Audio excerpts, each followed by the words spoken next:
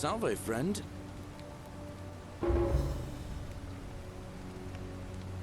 Oh, sounds serious. Yulia. Poor virgin. All right, let me see. What? I'll go.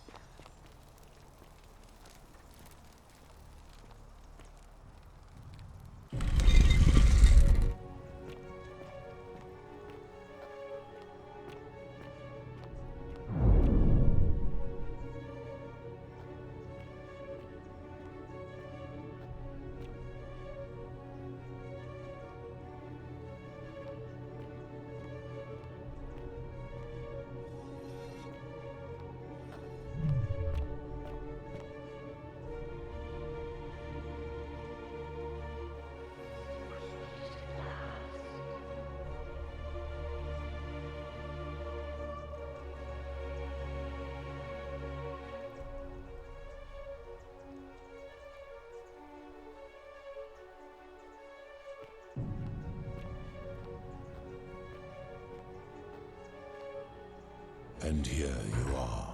Allow me to introduce myself. As you have already gathered, I've been known by many names. Nergal to the Sumerians, Osiris to the Egyptians, Hades to the Greeks, and Pluto to the Romans. But the one constant through it all has been my title, God of the Underworld. And I've been watching you with curiosity, mortal, ever since your arrival. You're unlike the others, aren't you? And what is more, you carry a weapon that was never intended for mortals to wield, and you do it so brazenly. But there will be time for your reckoning later. First, as a reward for undoing the desecration of my obelisk, I will allow you to satisfy your curiosity. Ask what you will.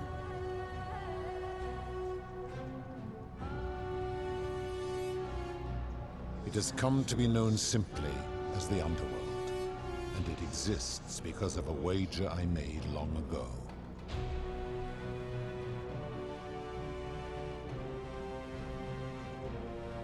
That is a long story, one that began over 3,000 years ago and continues to this day.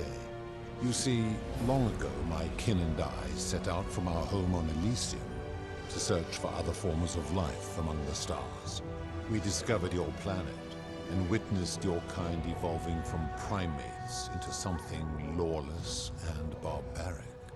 You all but destroyed yourselves, your 2 short lives being extinguished by violence and ignorance and disease. Yet Proserpina saw raw potential in you, and persuaded the rest of us it would be squandered without our intervention and stewardship. So we revealed ourselves to your people in a place called Sumer. We offered guidance in agriculture, toolcraft, and law, and you called us gods.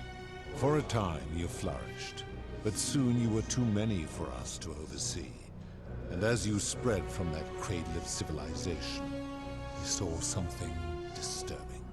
We had sown the seeds of dependency and confusion, and soon you returned to your old ways of violence and ignorance, this time in our name. My kin had seen enough, and gave up on your kind, condemning you as barbaric and chaotic, scarcely more than animals. We began preparations to return to Elysium, our home world, a utopia unspoilt by conflict and unimaginable in its beauty. But my Proserpina could not bear to abandon your kind without guidance, and knowing it would force the rest of us to leave her behind, she made an extraordinary sacrifice. She gave up her immortality to descend permanently to the ranks of humankind. And so she began her inescapable trajectory toward death. Horrified, I acted swiftly. I placed her in suspended animation in a deep frozen sleep to prevent age and sickness from claiming her. And then I pleaded with Proserpina's father, who the Romans called Jupiter, to bring her with us to Elysium. It was and is my hope that once there, we might one day learn to undo what she has done to herself. But he refused. I did everything I could to persuade him, but he would not relent. He would rigidly uphold his final pronouncement. Humans were unworthy of ascension to Elysium, and no exceptions would be made. But seeing that I was aggrieved, he proposed a wager, the terms of which were as follows. If even one human city could prove itself capable of living without sin for a single year, then Proserpina and all of humanity would be permitted to join us in Elysium. My part would be to remain behind, the last of my kind, to watch over you without interfering, and to sit in silent judgment. And so my reward has been to languish here, enduring a 3,000-year winter, waiting for the day your kind proves itself worthy of her faith in you, so that I might take her with me to Elysium and unthaw my goddess of springtime. And here I am, after all this time, still waiting. There were also gods who, like me, have been known by many names, but perhaps you knew them by their Roman names. Our leader, Jupiter, as well as Neptune, Saturn, Juno, Minerva, Mars, Venus, Apollo, Diana, Vulcan, Vesta, Ceres, and of course, my beloved Proserpina. Of course, my story is many thousands of... My kin and I all adopted this form long ago, so that we might better understand and communicate with your kind. In time, we grew fond of the sensory delights it affords. Desire, joy, ecstasy, even rage and sorrow, while an acquired taste can be addictive.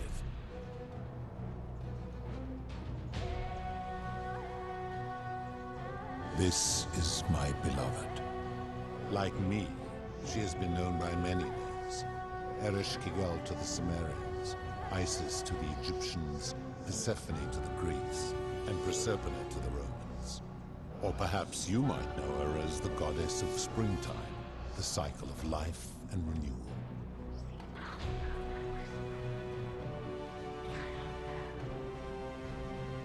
Your gaze lingers too long.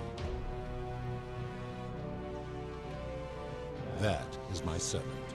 You would have met by the river, though she wears many faces and goes by many names. Kumutubal to the Sumerians, Kirti to the Egyptians, Charon to the Greeks, and Charon to the Romans. Her role is to ferry souls between the mortal world and this one, and to make their transition as seamless as possible. For that, she earned herself the infamous, if erroneous, moniker, the Ferryman. We will talk more later. For now, ask your questions. As you wish. That is merely the name your people have given to it, but yes, it is my doing. That is a story dating back to the very first wave. After the Sumerians finished building their city, the self-declared ruler threw a banquet to celebrate. Now this man was unmarried, and many women were vying to become his wife, a prestigious position of power and influence in a new world. Of all the women, two were particularly ambitious. Both were beautiful, and both arrived at the banquet wearing eye-catching dresses and painted faces, their hair woven in elaborate fashion. The first woman, recognizing that she would require an advantage to win the ruler's affection, draped herself in jewelry, ornate necklaces, bracelets, and rings fashioned from gold. Seeing this ostentatious display, the second woman grew envious, for she had no such jewelry at her disposal.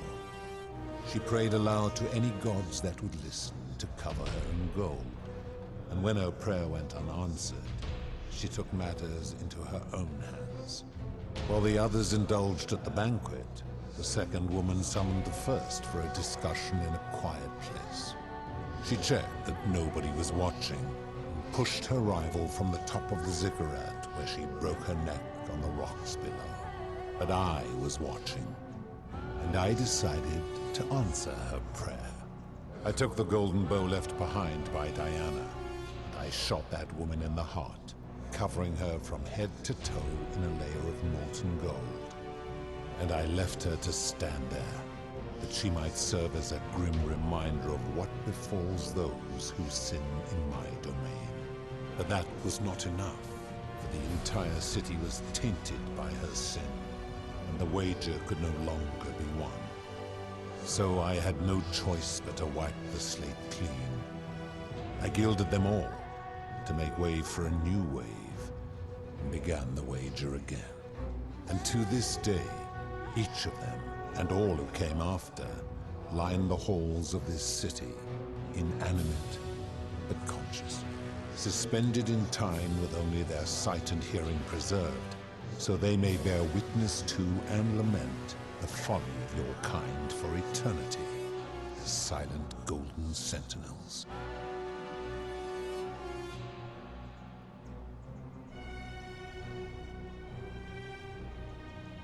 I'm able to commune with all of the statues in the city. Their ears are my ears, and their eyes are my eyes. If she was still conscious, I suppose she could, but she's not. Why do you ask?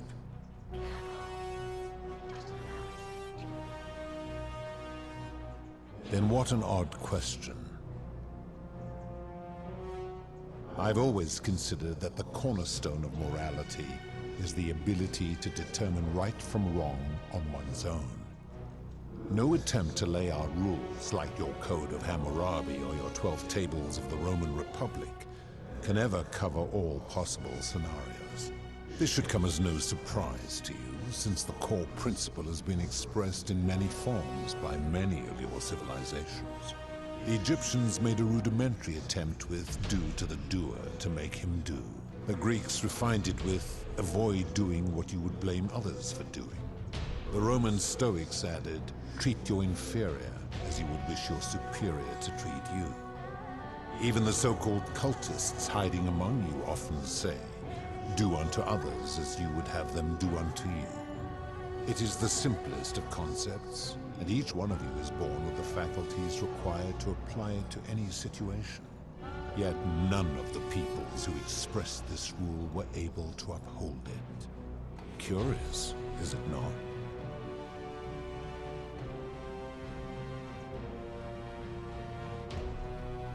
Enough. You clearly know nothing.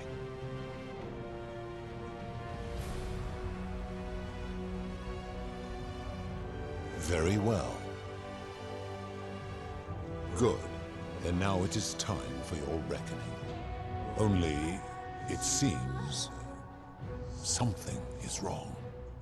It has long been within my power to see into the hearts of mortals and weigh their deeds in life. But when I peer into you, I see only a blank slate, as if you did not exist until you appeared in this city. How is this possible? Charon, where did you find this one? I do not remember ferrying you. How did you come here? If that is true, then I sense the intervention of someone powerful. How did you come to be in this time, mortal? Who brought you here? We cannot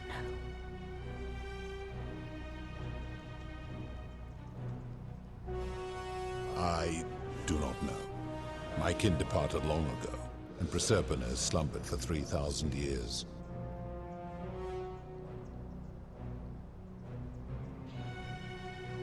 Tread lightly, mortal. Enough of this. It seems I will need to put your reckoning on hold for now. But answer this. Why have you come here? What is it you seek?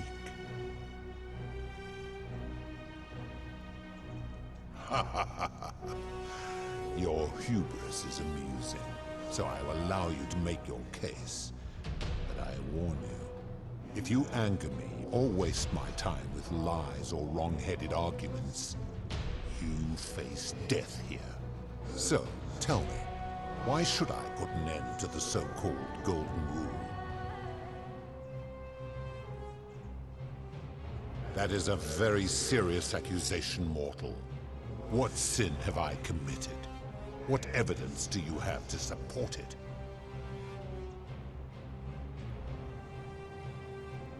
Every one of those people was guilty of failing to ensure their peers lived virtuously.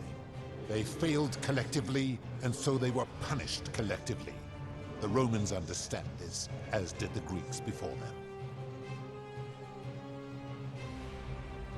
Ah, but I am a god, and you are a mortal. Why would you expect me to treat you as I treat my own kind? You are not a peer. You are not a respected equal. Let me ask you this. Do you treat insects as you wish to be treated? Do you care for their well-being as you would your fellow man?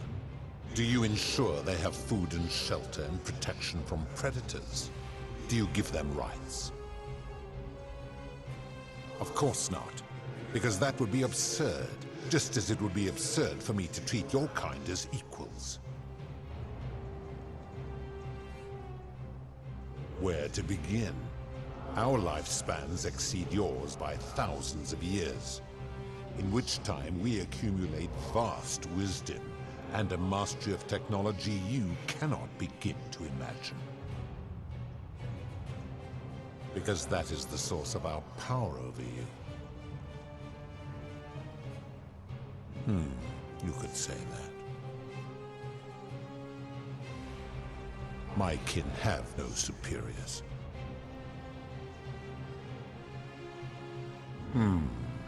That is true. Go on. Make your point, mortal. Let me ponder that for a moment. If you are right, then it would follow that all this time I have been in the wrong. But no. The very thought of it grieves me. How can I accept your argument when doing so would make me a tyrant and a monster? Wait, what? What are you saying?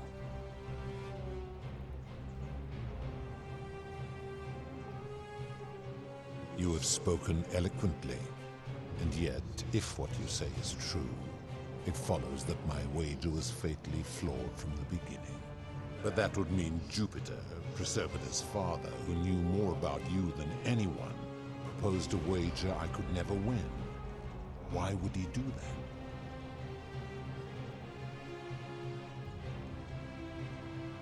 that? A mistake? But he is the best and greatest of us.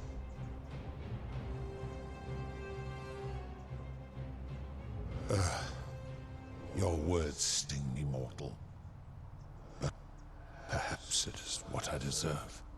As difficult as this is to admit, I have suspected as much for a long time now. and I cannot deny it any longer. I've been so fixated on taking my beloved to Elysium that every time one of you sinned, it wore away my hope of being with her again. In time, I began to despise your kind for making her believe that you could ever be better than you are. But my rage was not born of malice, quite the opposite. Everything I have done, I did because I loved her. Who knew this empathy of yours, which you celebrate so much, could have such a dark underside? This has gone on too long. It is time for me to let go of this form, of her, of all of you. But know this, if I abandon the way Journey Lee for Elysium, neither she nor your kind may ever ascend. Very well. I will have Charon make arrangements to ferry the others. But as for you, be aware you will be separated from the rest. Once this exodus begins, the events that brought you to this moment will never have taken place, and you will have created a paradox. What will become of you is difficult to predict, but that is the risk you have taken by interfering in the natural flow of time. Now, are you ready? Farewell, mortal.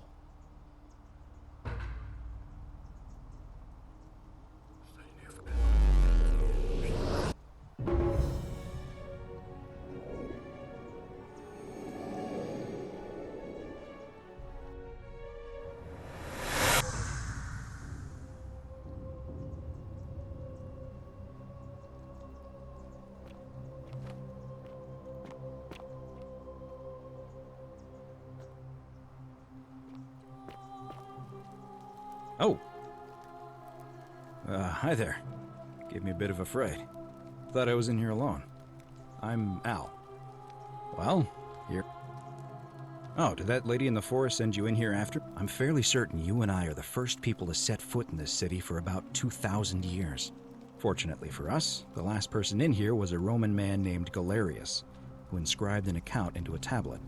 Apparently, there was a community of 20-something people trapped in here, and living in fear of a curse they called the Golden Rule.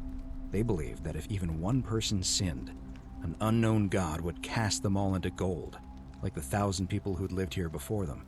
Then, one day, just as Galerius had finished praying for a good harvest at the shrine of Proserpina, an oracle appeared and told him how to solve the ills of the city, like saving the life of a dying woman, foiling an assassination attempt, and so on. Meanwhile, the oracle walked up to the temple of the mysterious god, this one right here, and demanded an audience. And the doors just opened up to her. Nobody knows what went on in there, but Galerius wrote the oracle must have been more persuasive than Odysseus, because the next thing he knew, the ground shook and the voice of that god rang out over the city. The many have suffered long enough. Unfortunately, Galerius' account just sort of stops after that, leaving a lot of questions unanswered. What became of him and the other people who lived here? What happened to all the golden statues? And did this mysterious oracle single-handedly undo the curse that had terrorized people for hundreds of years? I don't know, it reads like an earnest account to me. Anyway, I think I found a way out through the aqueduct that brought water into the city. Follow me.